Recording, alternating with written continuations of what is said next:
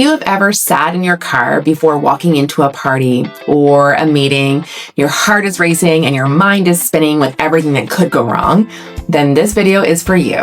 Hey, I'm Ashley, and I'm a licensed psychotherapist. Social anxiety isn't just about being shy or introverted. It's a very real experience that can make everyday interactions feel really overwhelming. But the good news is that social anxiety is very much treatable. You're not stuck, and you don't have to force yourself into just be confident either. Today, I'm going to walk you through 3 practical and therapist-backed ways to beat social anxiety. Tools that I use with my own clients and tools that actually work when practiced consistently. Stick through to the end because I'm going to guide you through a quick exercise you can use the next time anxiety hits before a social situation. Before we dive into the tips, I want to start by breaking down what social anxiety actually is. Social anxiety is often misunderstood.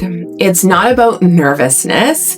It's the fear of being judged or humiliated or rejected in social situations. And it's very much happening inside our own bodies. When you experience social anxiety, your brain activates the fight or flight response in our brain. And this is in the amygdala, which is the fear center of the brain. And it reacts as if you're in danger. So your heart rate increases, your muscles tense, and your thoughts get stuck into overdrive. And that's why it can feel really intense and sometimes really out of proportion to the situation. And often this response is rooted in past experiences. Maybe you were made fun of in school, or you learned really early on that it wasn't safe to be seen. So now your brain is trying to protect you by avoiding the thing that might trigger those same feelings. But here's the thing, that response is very much outdated. It's based on old information, and that's where the healing begins, by retraining our nervous system and gently challenging those old beliefs. The first way to work through social anxiety is to really start challenging and shifting the internal narrative that fuels it. We all have an inner dialogue.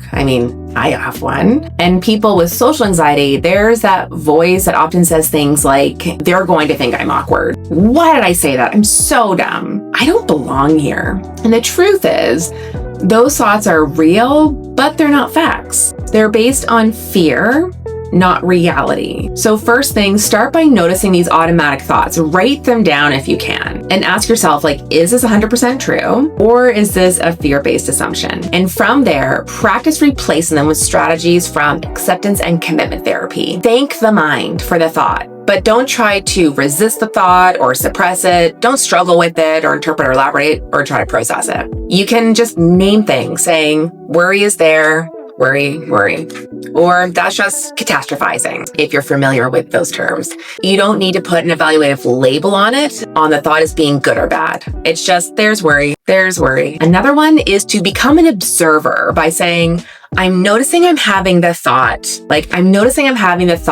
that I'm so awkward, and finish that thought that you were just having. So I'm having that feeling that I'm a loser, or it's the I'm awkward story. The second way to beat social anxiety is to regulate your nervous system before and during social situations. Because social anxiety isn't just a mindset, it's very much a physiological response. You can't really reason your way out of a fight or flight state if your body really thinks you're in danger. Before heading into a situation that triggers anxiety, we want to start really grounding ourselves. We really want to notice the environment around us that tells us that we're actually safe. So let's ground ourselves by saying 5 things that I can see, 4 things that I can touch, 3 things that I can hear, 2 things I can smell, and maybe 1 thing I can taste. Use box breathing. Inhale for 4, hold for 4, exhale for 4, and keep doing this on repeat. Finally, you can start doing movement. So shake out your hands, tap your feet, take a short walk, and help regulate your nervous system. It helps to really discharge this excess energy we have. And these tools can help tell our brain that I'm safe and that I'm okay.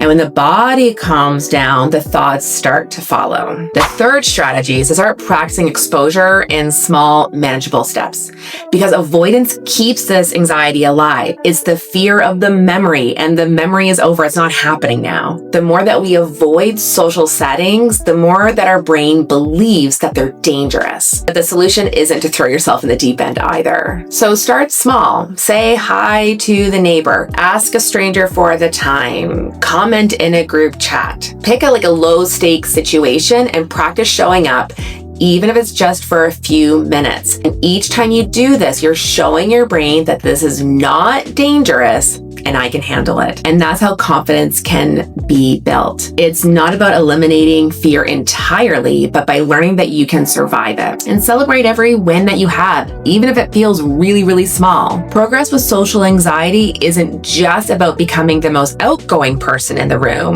It's about feeling safe enough to show up as yourself and to show up in the room. Before we wrap up, I want to leave you with a quick exercise that you can try the next time social anxiety starts to creep in. We just want to find a quiet moment and just place a hand over our heart and taking a slow breath in and a slow breath out and say to ourselves, it makes sense that I feel this way and I'm doing something hard, and that's okay. I don't have to be perfect. I just have to be present. And you're not broken for feeling this way. You're human and you're doing the work, which already starts putting you ahead of the fear. If this video resonates with you, feel free to like or subscribe. You deserve to feel calm and confident and connected, and I'm here to help to get you there. Take care of yourself, and I'll see you in the next one.